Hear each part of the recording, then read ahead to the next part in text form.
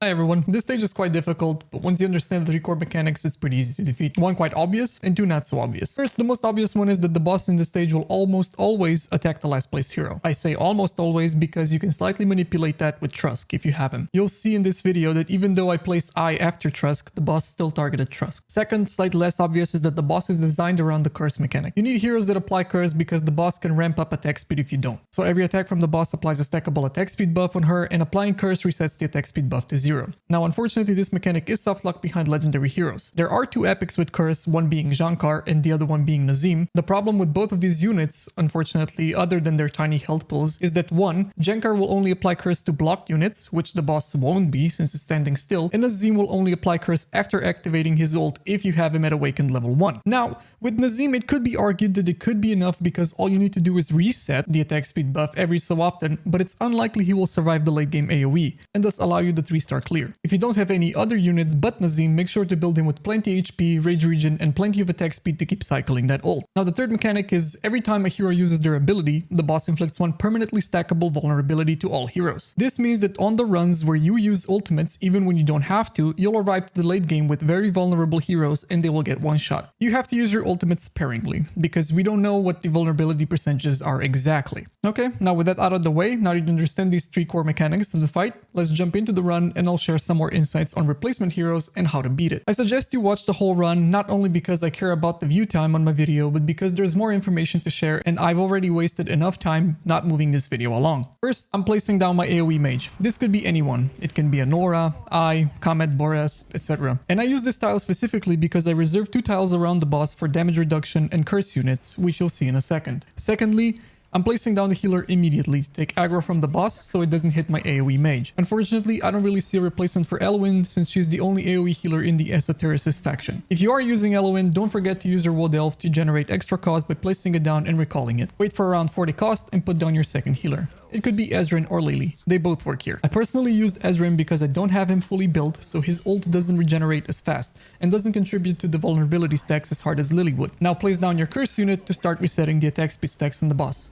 This could either be Venoma, Comet, or Seraphina. Whoever you use, make sure you build them with plenty of attack speed. All units are roughly the same and apply a curse debuff around every 5 attacks. Now, since I'll be putting down heroes around Elwyn, I don't need to wait for cost any longer, because she will out-heal boss's damage on any hero. I use Ajax here because he's the only unit I was able to reliably use to kill the Crimson Corruptors. These are the flying units that corrupt the tiles. I also tried using Eris on that tile, but it just wasn't good enough and he wasn't getting swarmed by other units. So, not ideal. With the amount of damage the boss does in the final stage of this fight, Init is just S tier.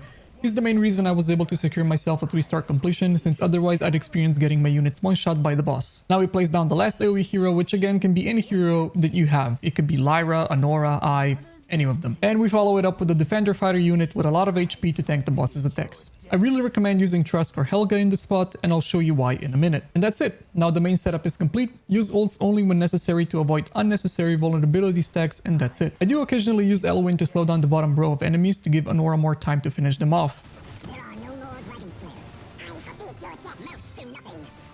Lightning bolt, carry me seven. Lightning bolt, lightning bolt, lightning bolt, lightning bolt, lightning bolt. I forbid your death. Here you'll see I made a slight mistake with Ajax and used his ult too late, so now he's standing on a corrupted tile, but luckily Elwyn can manage. Try to avoid that if you're using Ajax. Mouse to nothing. I forbid carry me seven. I forbid your death. Lightning bolt.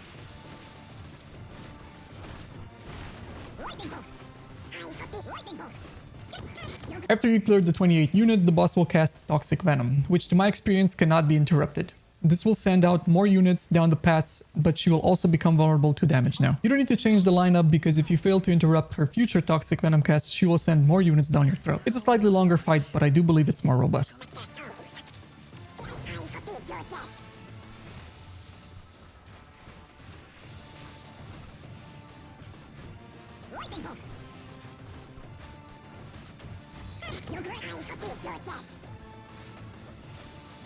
Now about this interruption I keep mentioning, this is why I suggest using Trusk or Helga here.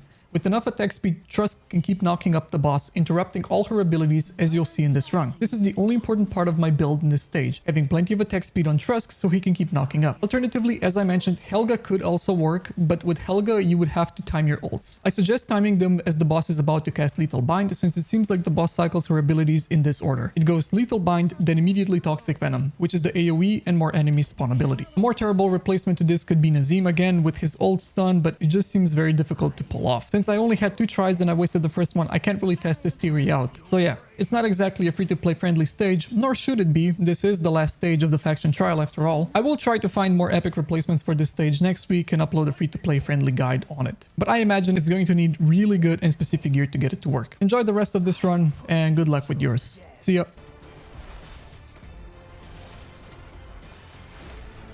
Lightning bolt!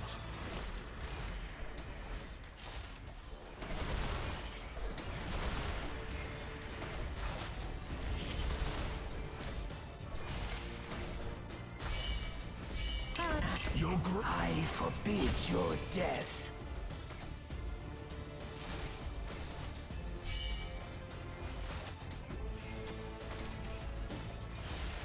Fear not, my friend.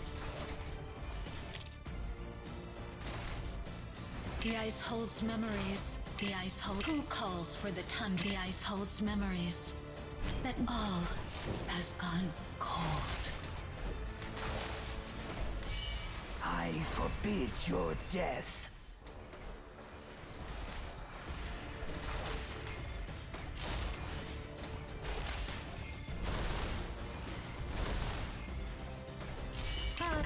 Your graves beckon.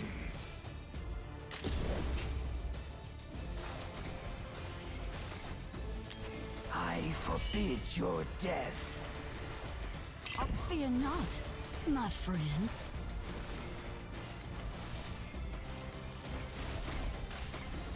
I forbid your death. Mother's... This storm is just getting started.